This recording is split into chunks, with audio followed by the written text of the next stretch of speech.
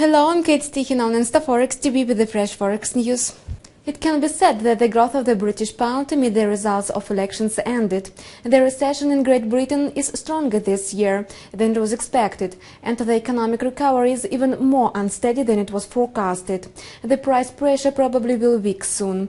Due to this, the Bank of England will have an opportunity to maintain the interest rates at the current low levels for one more year at least.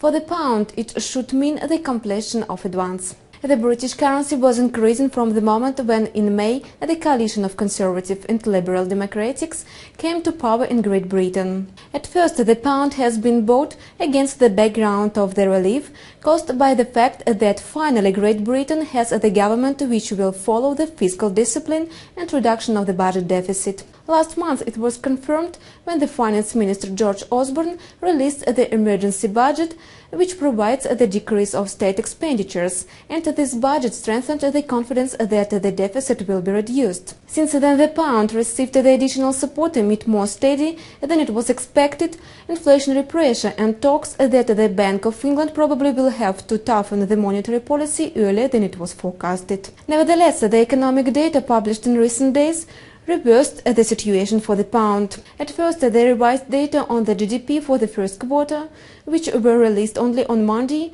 showed that the recession, which ended in the third quarter of the previous year, was even deeper than it was expected. Moreover, the economy was recovering by more moderate paces than it was forecasted before, having strengthened the risk for the upturn as a result of the fiscal policy toughening. On Monday, the statistical agency Standard & Poor's warned that there is still a substantial loss risk of country's AAA credit rating if its economic advance is not as strong as it was expected. The data on foreign trade published last week showed that the decline of the pound earlier this year, when it fell from the high of 1.67 against the US dollar observed at the end of the previous year to the low of 1.42 against the US dollar before elections, did not support the British export. The foreign trade deficit was revised to £7.41 billion. In this case, the reading is close to the level achieved in 2008. It was Forex News provided to you by InstaForex News Team. Goodbye.